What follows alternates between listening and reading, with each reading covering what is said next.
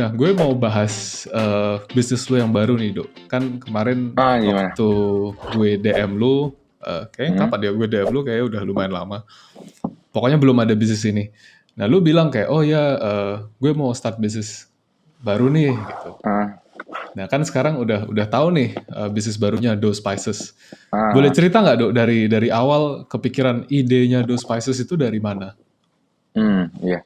Jadi sebenarnya kalau saya bilang, saya bisnis ini kok ya kayak udah sejalan aja lah, udah ada jalan dari Tuhan karena sejalan sama passion saya, bukan passion sih, istilahnya yang saya udah nyemplung itu saya tinggal narik ikan di kolam saya kalau dibilang kan. Karena saya dapat istilahnya penonton yang orang-orang yang hidup sehat dan saya pun juga jadi contoh ke orang-orang.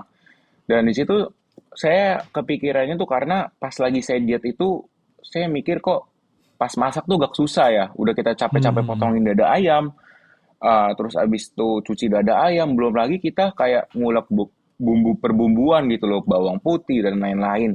Nah, di situ saya mikir kenapa nggak saya sekalian mikir bikin bumbu instan yang sehat buat teman-teman kalau misalkan yang lagi mau diet. Jadi nggak perlu lagi ribet-ribet apa kayak kita adjust garamnya lagi, potong bawang putih, beli-beli saus campur-campur karena menurut saya itu tuh bikin males banget gitu loh. Kadang di dapur pun mhm. kita kayak suntuk gitu loh, campurin semua bubuk. Nah, ini makanya saya lihat dari situnya, saya mikir, wah ini kayaknya harus saya buka bumbu deh. Soalnya kalau orang yang mau diet mungkin juga bisa banget buat ambil catering ya.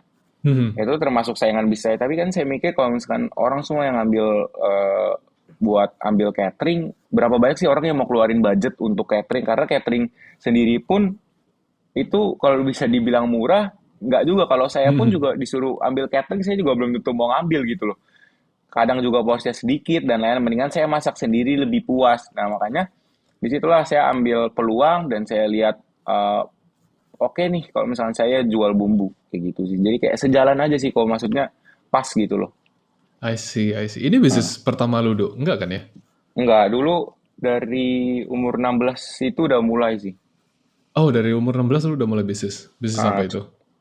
kayak adalah sesuatu dia tapi bukan jenisnya bukan main brand gitu kok. Maksudnya ini tapi kalau misalkan buat running bikin brand atau nge-build brand ini baru pertama kali. Pertama Kalau yang itu bukan. kali.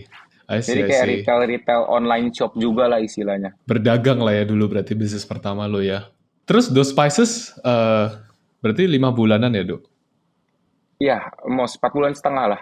4 bulan setengah. Dalam 5 bulan ini gue ngelihat di Shopee, angka terjualnya itu udah mantep banget kan.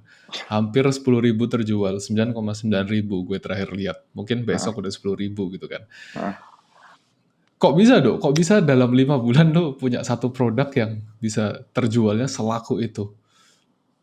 Wah, kalau misalkan itu sebenarnya nggak tahu juga sih. Kalau saya tuh jujur awal-awal tuh kayak, saya sebenarnya kalau misalkan ngomong begini ya, banyak banget online shop atau toko-toko yang lain juga penjualannya emang jauh bilang di antara saya. Cuma saya bisa bilang selama saya buka ini hampir 4 bulan setengah ini itu ngandelin dari saya sendiri gitu kok istilahnya. Saya Hmm, cuma ngirim beberapa produk bumbu untuk influencer yang mungkin saya kenal dan deket. Mungkin emang produk saya tuh ternyata oke banget dan diterima sama teman-teman semua gitu loh. Kalau misalkan emang produk saya udah oke, saya udah nggak perlu lagi kayak keluarin budget marketing yang terlalu berlebihan, sedikit aja. Dan itu sih paling cuman kayak beberapa emang ada yang belum dioptimalin, konten-kontennya masih berantakan dan lain-lain. Tapi ya puji Tuhan sih bisa sampai begitunya gitu.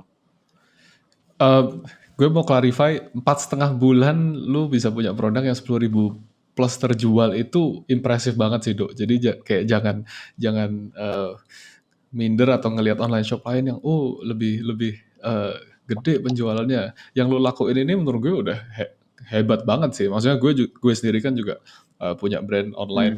Gue tahu jualan kayak gitu nggak gampang. Jadi lu dalam 4,5 bulan dengan toko yang cuma ada satu produk, terus lu udah berhasil ngejual 10.000 piece, itu hebat banget sih. Itu mantap banget, dan gue kayaknya nggak pernah lihat ada produk lain yang bisa secepat itu gitu. Kayak saya dulu mikir, oh sehari laku 10 sampai 20 aja lah nggak apa-apa. Tapi di Mhm. saat misalkan kita udah di tahap titik tertentu, tiba-tiba sehari penjualan nembus berapa, ekspektasi kita nggak tahu ya, Koko kan udah lebih lama ya buat bikin bangun brand ya. Yang saya sih ngerasa begitu, kayak di saat ekspektasi kita udah naik, oh sehari nih kita harus jual sekian sekian sekian. Tiba-tiba besok tuh turun. Itu tuh kayak ada ngerasa ngedown, apa ini brand kita udah mau mati ya? Kayak kadang tuh ada kepikiran begitu kok. Jadi kayak sebenarnya makanya yang aku bilang kenapa aku pas itu gymku berantakan tuh juga mental itu yang kena. Ada mental Iya. yang kena. Kayak tiba-tiba konten kita nggak naik. Wah, ini penjualannya pantesan aja turun. Wah, pantesan turun. Gimana nih, apa brandnya sebentar lagi mau mati, udah nggak bakal ada yang mau beli lagi. Kayak gitu sih ada. Iya ya, tapi itu memang benar sih, Dok. Gue awal-awal juga bahkan bisa dibilang, mood gue itu Nah, berkorelasi dengan tingkat penjualan Atalon gitu. bener-bener. Sama kayak lu mungkin dulu, sekarang, mood lu, berkolerasi dengan jumlah orderan those spices gitu kan. Iya, Tapi, bener. kayaknya itu emang sesuatu yang harus dilalui ya, dan, kayaknya gue sampai sekarang pun juga masih belum bisa ngatasin itu sih, Dok. Kayak Oh, sejujurnya masih juga. sejujurnya gue udah 5 tahun ya, hampir lima Ah, tahun. Eh Misalnya ngelihat bulan lalu hasilnya bagus gitu ya, hmm, omsetnya gede, terus gue ngelihat sales kan biasanya per hari tuh, lu juga pasti hmm. kan ngelihatnya per hari, oh berapa Iya. orderan segala Kayak macam main gitu. judi gitu. Kita cek bentar-bentar dikit-dikit. Bener, Waduh. bahkan nggak per hari gitu kan, per jam atau per setiap Iya, gue iya. buka buka HP, biasanya Handphone. gue ngelihat ngelihat angka sales gitu kan. Ah, Dan sebenarnya sampai sekarang pun, gue masih ngerasa kayak, "Ah, kok dibandingin, jam yang sama di hari yang kemarin kok beda gitu, kok kok nah, lebih itu. kok lebih kok lebih dikit orderannya." Tapi kayak itu Hmm. sesuatu yang kayaknya nggak bisa hilang deh. Karena, ya gue udah 5 tahun dan masih merasa itu walaupun angkanya itu sebenarnya secara objektif, itu ya sebenarnya oke gitu Iya, kan. iya benar. Saya Secara juga mikir secara gitu. secara objektif kayak lu ngelihat orderan lu, kalau misalnya lu ngomong ke misalnya Aldo yang 4 bulan lalu, lu dikasih tahu kalau orderan lu sekian sehari, mungkin Aldo yang 4 bulan lalu kayak, "Ah, Pak, masa sih nggak mungkin bisa," gitu kan. Iya, Tapi ya benar-benar. tapi ya, ya gimana ya, emang gitu sih, kayaknya emang psikologinya agak susah untuk ngilangin feeling itu sih, karena ya gue juga sekarang, mengalami itu sih. Iya, Dan iya sama dan berarti. dan kalau dulu yang mungkin gue sharing dikit juga sih. Kalau dulu yang paling nggak enak itu mungkin lu rasain juga. Hmm. Gue dulu starting out sendiri. Jadi, Hmm. sendiri itu dalam artian gue bales CS, sendiri, bales chat, konten sendiri, Hmm. packing sendiri, ngeprint resi, Oh, sama. dulu bahkan masih apa, nganter ke JNE itu sendiri dulu ya, sekarang kan udah bisa pick up. Dan, menurut gue itu titik tersusahnya itu waktu di situ sih, Dok. Karena gue Iya, iya. ngerasa yang pertama, kayak, wah buset, kayak kok overwhelming banget gitu kan, kayak, oh gue Ah, harus ah, betul. hari ini gue harus balas chat, gue bangun, aduh kadang bangun kesiangan aja langsung panik karena anjir Ngerasa gue bersalah gitu. iya, gue bangun kesiangan aja kayak, aduh Ah, gue belum balas chat gitu. Aduh gue belum packing segala macem. Nah, menurut gue itu titik tersusahnya waktu itu sih, dan poin yang bikin susahnya lagi itu, eee, gue sendiri. hmm. Jadi kayak ngerasa ngerasa apa ya istilahnya ya, ngerasa kesepian mungkin ya.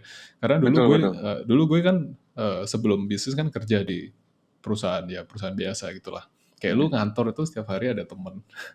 Nah kalau lu Hmm. terus lu berganti jadi businessman, kayak, oh lu jadi sendiri gitu, kesepian. Nggak tahu, lu Hmm. merasa seperti itu juga nggak? Ngerasa. Karena kayak maksudnya pas itu kan awal-awal ngerunning bisnis kan di rumah tuh pas itu lagi cuman berdua sama mama kan, nyokap. Hmm. Nah, jadi kayak apa-apa cerita cuman ke dia doang. Jadi istilahnya Hmm. kayak itu pun tau lah namanya orang tua nggak bisa terlalu meresikokannya terlalu jauh kan. Pasti selalu dibantah dan akhirnya mau nggak mau kita pendam sendiri dan itu tuh bener-bener kita udah capek semuanya dan masalah itu kita tekan sendiri juga kok kayak waduh ini gimana ya? Ini gimana ya? Terus kita yang jadi ngedown terus lama-lama tuh susah banget itu sih sama-sama. Saya juga sampai sekarang tuh masih rata-rata semua saya masih pegang kok. Cuma yang saya Hmm. bingung tuh buat kedepannya kapan saya harus sudah rekrut tim. Kayak kau kan sekarang maksudnya brandnya kan udah mulai growing, maksudnya udah ada tim-timnya. Jadi mungkin kok sekarang udah fokusnya di mana. Nah, prosesnya tuh masih bener-bener semua dan nggak tahu maksudnya kapan gitu loh. Kalau Koko nentuinnya tuh gimana kok? Maksudnya timnya itu kapan? Hmm. eh ini pengalaman gue sih ya. Mungkin Hmm. kalau teman-teman lain ada yang beda. Cuman gue dulu itu gue setahun itu sendirian dulu, Dok. Setahun full. Oh, setahun. Setahun full ya. Ya, Eh, ya. apakah gue nentuin setahun full? Enggak juga sih. Maksudnya kayak gue nggak nentuin, oke gue setahun mau sendiri dulu atau ngemaksa Hmm. untuk full setahun sendiri dulu. Itu sebenarnya enggak juga. eh Cuman memang kebetulan di saat bisnisnya udah jalan setahun, Hmm. gue udah ngelihat, oh, ngelihat nyari stabilnya itu sih, Dok. Nyari Hmm. stabilnya di Iya mana, bener sih stabil. kayak gue udah pede kayak, oh, dalam 3 bulan ini salesnya segini nih. Hah? Kayaknya gue bisa mulai hire CS deh gitu. Bahkan waktu itu gue itu sama kayak lo, Hmm. gudangnya di rumah, Dok. Oh Gudangnya di alah. rumah. Gue asalnya dari Surabaya, jadi Hmm. gue tinggal di BSD. Itu rumahnya nyewa gitu, jadi sendirian, gue nggak ada keluarga segala macem bahkan. Nah, Hmm. saat gue harus hire CS, saat itu bahkan gue harus, kan nggak bisa gitu kerjanya di rumah. Jadi gue Iya, harus iya. harus harus sewa kantor dan sejujurnya itu ngeri banget sih. Maksudnya gue takut banget saat itu. Eh, Beresiko lah istilahnya. iya, dan mungkin itu yang lu rasain sekarang kayak lu takut kapan gue harus hire, tapi nanti kalau misalnya gue hire tapi dia nggak ada kerjaan gimana, Iya, atau iya, betul, betul. Saya juga begitu. nanti order aja turun gimana, itu sama sih, gue ngerasain itu. Cuman eh gue waktu itu ya karena udah ada kayak, oke lah, let's say 3 bulan ke belakang gue ngelihat omsetnya kayaknya udah stabil, udah oke. Gue udah nemu channel penjualan yang stabil gitu ya istilahnya. Hmm. Ya udah deh, beranilah ambil ruko waktu itu. Gue sewa Hmm. ruko lantai duanya doang tapi. Hmm. Karena gue gak berani komit untuk satu ruko full karena mahal kan. Jadi gue Hmm. ambil lantai duanya doang, terus gue sewa ruko itu, gue pindahin barang, terus baru gue cari CS. Awalnya gue Iya, iya. CS sih carinya. Jadi orang yang datang ke kantor tiap hari untuk balesin chat sama packing. Karena itu yang paling makan waktu itu. Nah, sih. Nah, itu sih, tapi memang lompatnya ke situ ngeri banget tuh. Jadi Kayak ini normal. sih kok.